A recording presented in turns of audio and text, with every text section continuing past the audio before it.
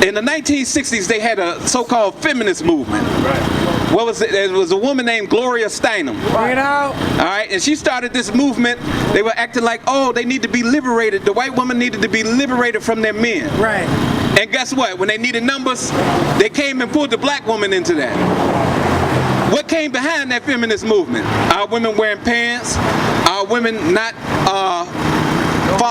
saying they don't need no man.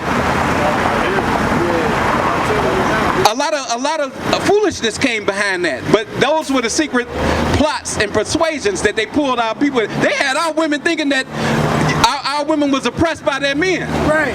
At that time, we was together. We was fighting together for just basic rights. Bring it out. Let our kids go to school.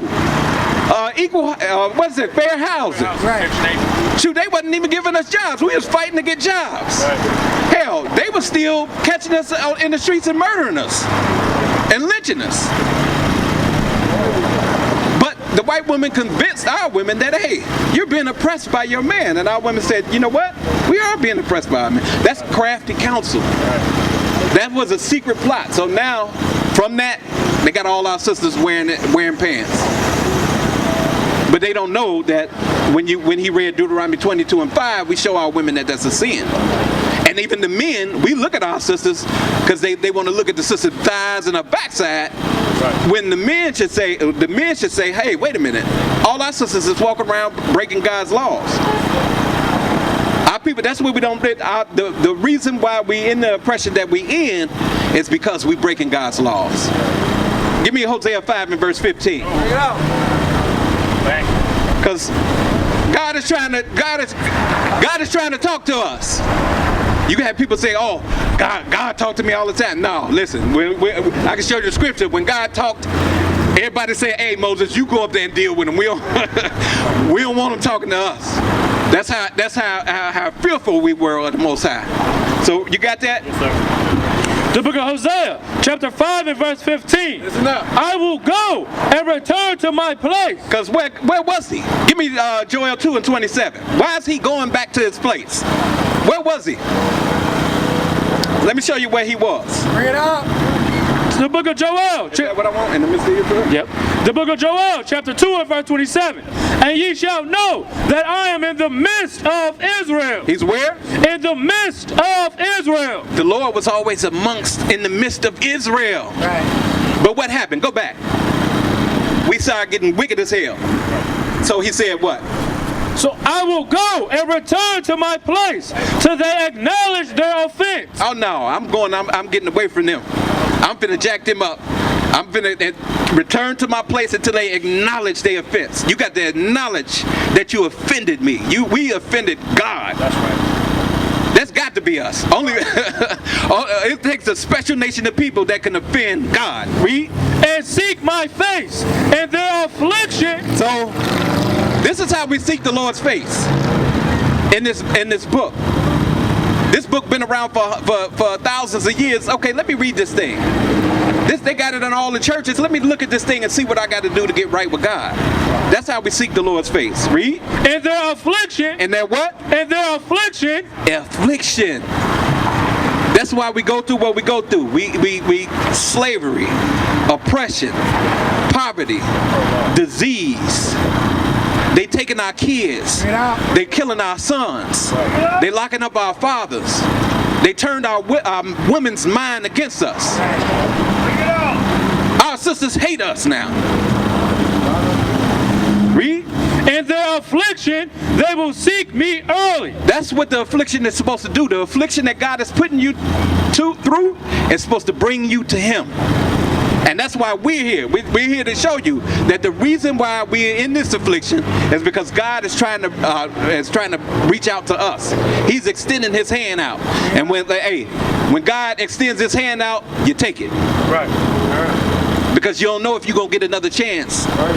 When he extends his hand out, you take it. Because let me, go to second, give me the boom. Give me the boom, because it's going to be one day where y'all ain't going to see brothers in purple out here standing on the corner trying to teach no more. This is God's mercy. This is God's hand being extended to everybody.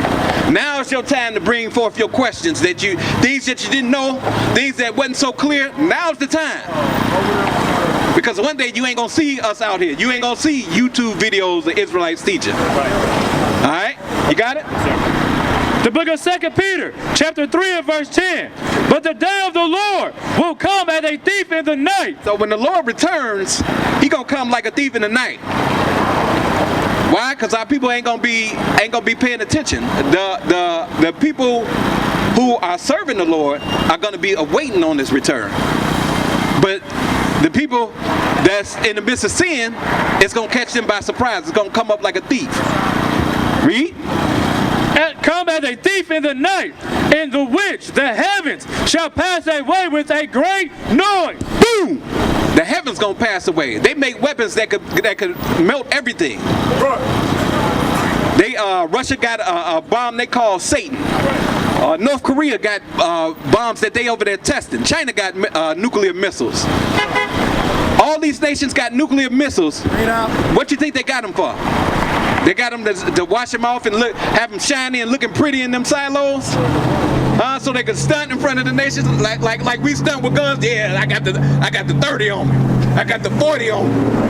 No, hey, they got the Lord put it on their minds to make them weapons because He's gonna make them use them on one another. You got a lot of people talk about, oh, it's gonna be a race war. It's gonna be a race war. It ain't gonna be no race war. The Lord's gonna deliver us, and He's gonna have them use them missiles on one another. It ain't gonna be no race war.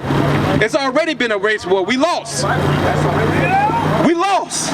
We were the prisoners of the race war. We in the race war right now, trying to figure out who he is. You ask 10 different people what's their nationality, 10 different brothers their nationality, you get 10 different answers. Right. Read.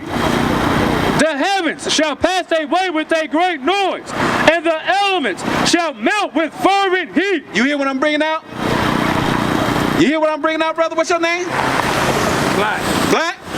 Hey, the Lord is going to cause these nations, France, Germany, Russia. They already, you watch the news? Yep. They already, it's turmoil everywhere on the earth. It's turmoil everywhere on the earth. And He's going to cause them to use these nuclear weapons that they've been building and stockpiling for years on one another. All right? Read that.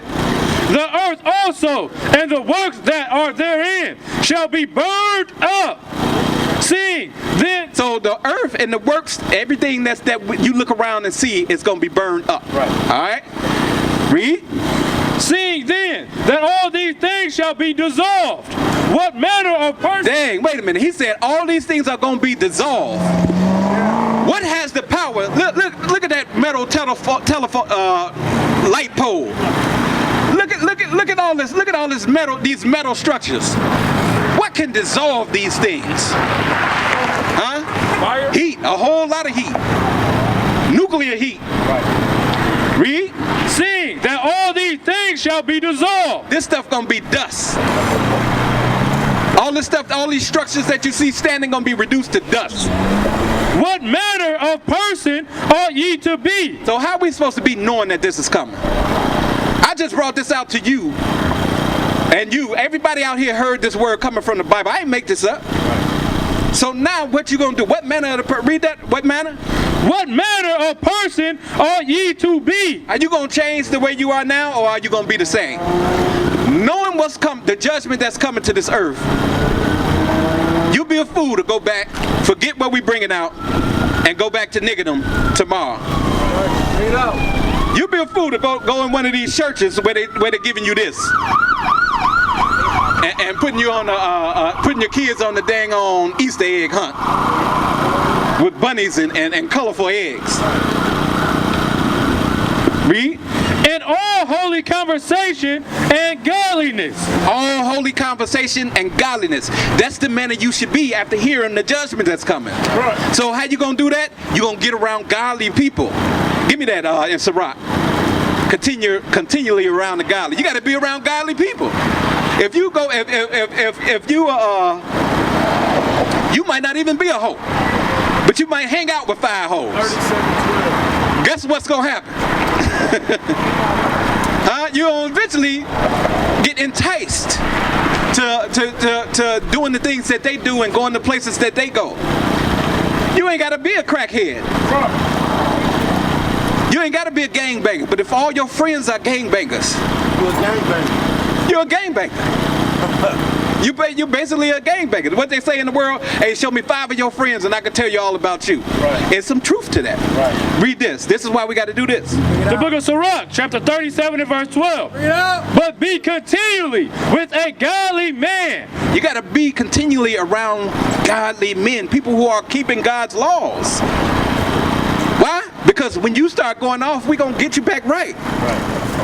Like, bro, you out the spirit. You want to kill who? Bro, you know murder. You gonna suffer as a murderer. You gonna get killed, or you gonna get locked up for the rest of your life. And your wife ain't gonna have no husband, and your kids ain't gonna have no father. You see what I'm saying? That's what the godly is gonna do.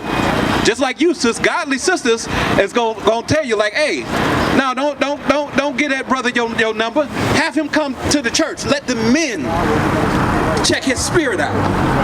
Let the men gauge whether he's on some BS or not. Right. You see what I'm saying? Read. But be continually with a godly man, whom thou knowest to keep the commandments of the Lord. Who you know to do what? Keep the commandments of the Lord. So you got to a man who you know that keep the commandments. He's got his fringes on. Why? Because it look cute? No, because it's in the Bible. God said that's what you're supposed to do. We grow our beards. Why? Because it makes us look macho? No. God said you're supposed to keep a beard on your face. So a man that you know is keeping the commandment, he's keeping the Sabbath. Instead of trying to have hoes and thoughts, he's got a wife and he's taking care of his kids. Read.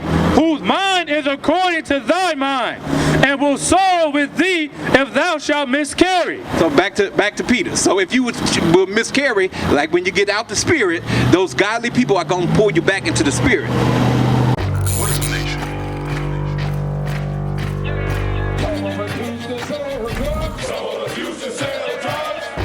Nation is men leading by example.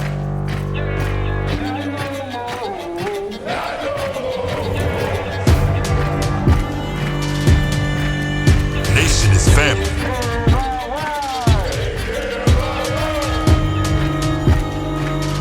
Nation is community. Nation is children with role models.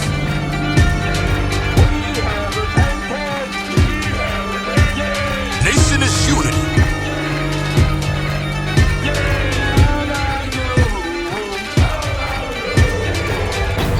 Nation is you. And finally, my brethren, be strong in the Lord. His word